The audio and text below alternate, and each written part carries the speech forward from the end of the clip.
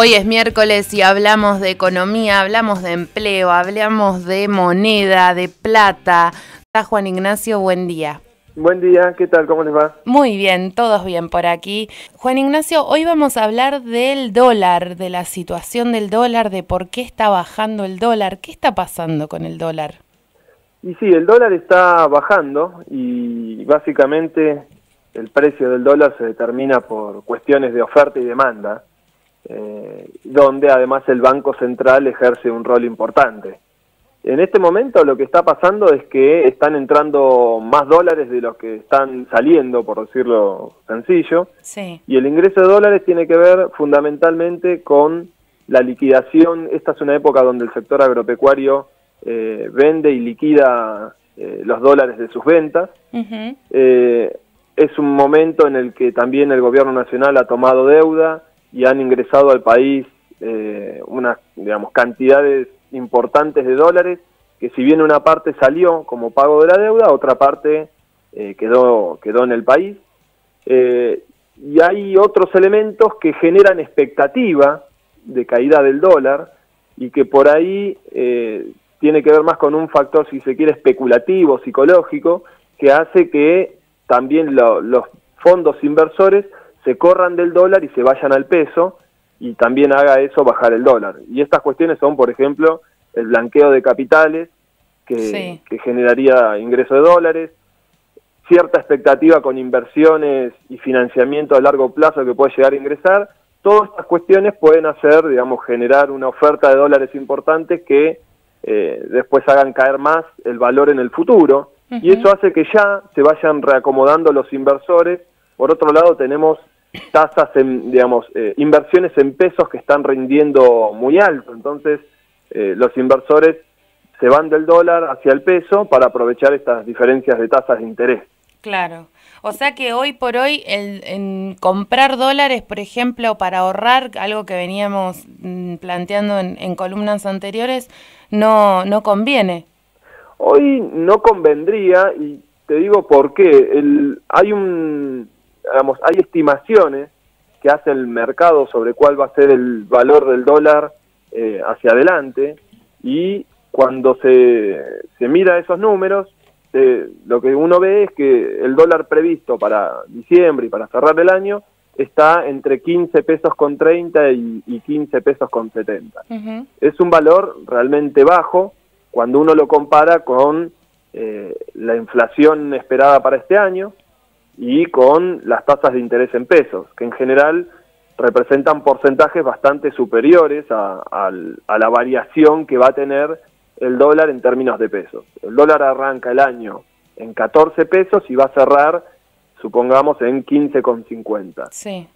Si el dólar hubiera acompañado el proceso de inflación, debería haber terminado más cerca de los 18, 19 pesos, digamos. Y de esa manera el dólar se hubiera mantenido su valor real a fin de año, a fin de 2016, tendría el mismo valor que tuvo a principios de 2016. Uh-huh. O sea, evidentemente la evolución de las tasas de interés en pesos y de la inflación van a ser bastante superiores a la evolución del valor del dólar, si es que se cumplen todas estas previsiones, ¿no? Eso es lo que hoy el mercado está descontando, y uno lo puede ver, por ejemplo, en el valor futuro del dólar, ¿no? Uh-huh.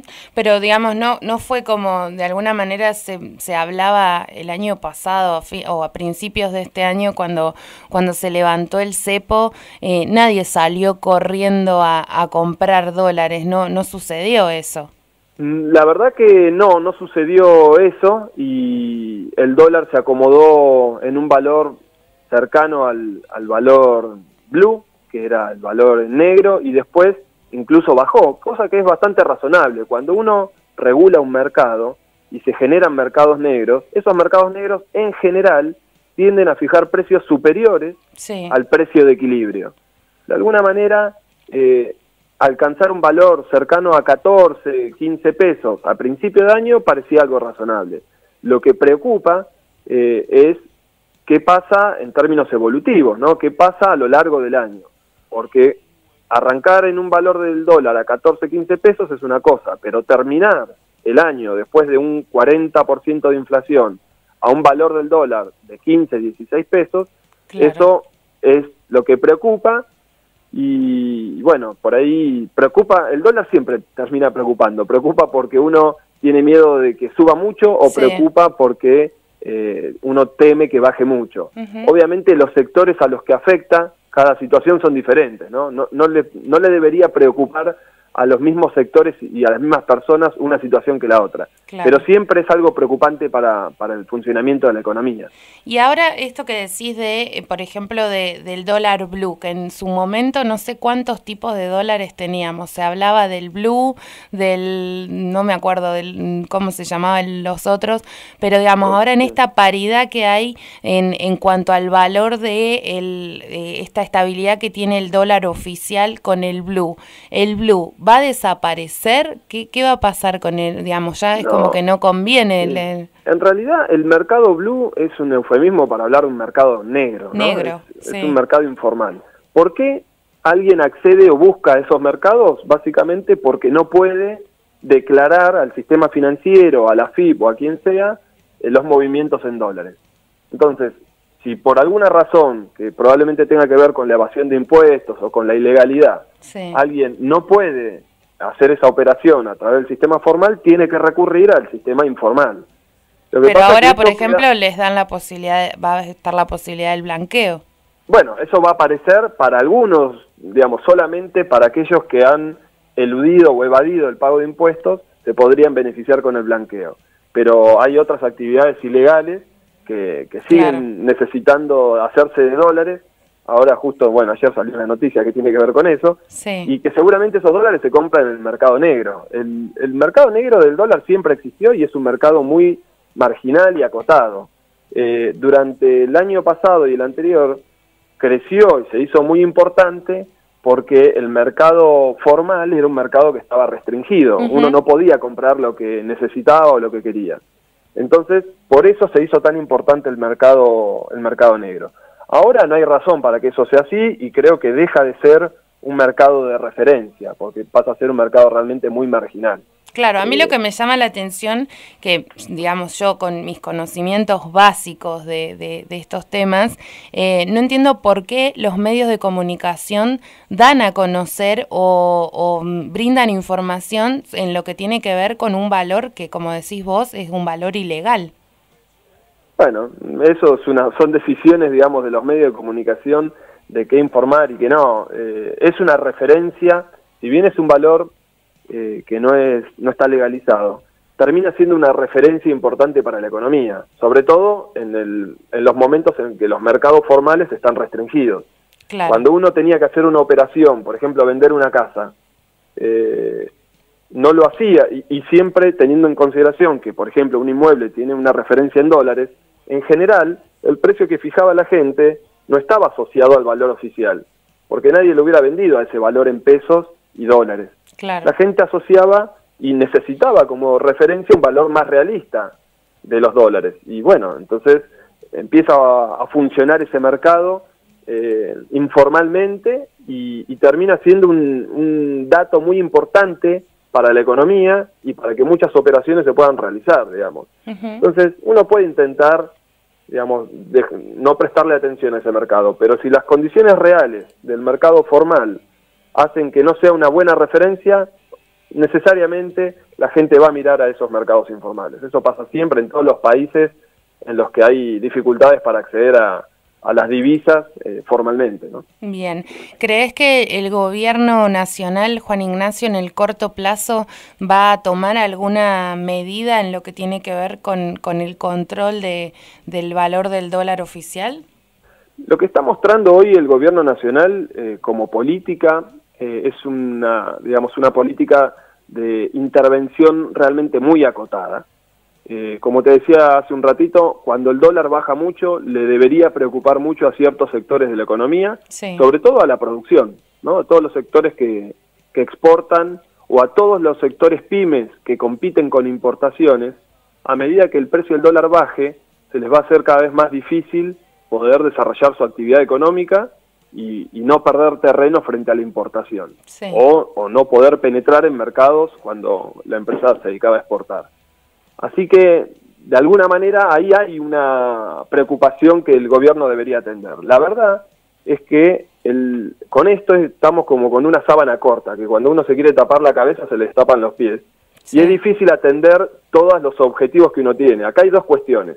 Por un lado está esta cuestión que te nombraba recién de lo productivo y por otro lado está el control de la inflación. Cuando el dólar sube, el Banco Central, cuando el dólar baja, el Banco Central podría salir a comprar dólares, haciendo subir el valor, pero para comprar dólares emite plata, dinero. Esa emisión de dinero genera más inflación. Exactamente. Entonces, el Banco Central en estos días ha intervenido muy marginalmente, comprando algunos dólares para que el dólar no baje demasiado. Pero la verdad que es una intervención, si se quiere, muy tibia, porque realmente hoy lo que prioriza el Banco Central es el control de la inflación. Claro. Bueno, que están todas las fichas puestas en eso, ¿no? En el segundo semestre, en el túnel, en la luz del túnel, y veremos qué sucede. Bueno, y ahí está la cosa. Yo creo que las políticas hoy están orientadas a, de alguna manera, permitirle a la gente, se tomaron muchas medidas en el primer semestre que han representado un costo muy significativo para la clase trabajadora. Sí. Entonces, me parece que hoy el gobierno está priorizando mantener el poder de consumo del salario, conteniendo la inflación, antes que generar, un dólar que dinamice los sectores productivos. ¿Qué significa esto? ¿O qué consecuencias puede tener? El que tiene trabajo y logra conservar el trabajo, le conviene que la inflación baje para que el poder de su salario sea mayor. Sí. A pesar de que eso puede estar perjudicando al dueño de la empresa donde él trabaja. ¿Se entiende? Sí. Ahora, el que pierde el trabajo como consecuencia de la caída de la actividad económica, la verdad que preferiría que la inflación siga, pero seguir manteniendo el salario. Tal cual. Entonces, bueno, hoy el gobierno está priorizando, pareciera ser, en sus intervenciones acotadas, dejando que el dólar baje un poco y de esa manera sirva de ancla para contener la inflación. Bueno, hay que ver, en algún momento esto, creo yo, al menos debería cambiar, porque si no los sectores productivos se van a ver muy castigados y recrearíamos un escenario similar al de la década del 90, ¿no? Donde un tipo de cambio muy bajo sirvió para la estabilidad económica y contener la inflación, pero las consecuencias fueron tasas de desempleo realmente muy altas. Claro, bueno, qué lindo todo, la verdad, un panorama hermoso. Bueno, la economía es complicada, la verdad que sí. Muchas veces uno no puede tener todas, o sea, no tiene como disponible para elegir entre escenarios buenos, ¿no? Entonces tiene que elegir el menos peor. El menos malo. Claro. Hoy estamos en esa situación, lamentablemente. Está bien. Bueno, Juan Ignacio, te agradecemos el contacto, nos reencontramos la próxima semana, no sé si ya estaremos en el segundo semestre la próxima semana, creo que todavía no, creo que no. Pero bueno, te agradecemos y te deseamos que tengas un excelente fin de semana largo también. Bueno, igual para ustedes. Saludos, chao, chao. Chao, hasta luego. Hablábamos con Juan Ignacio García,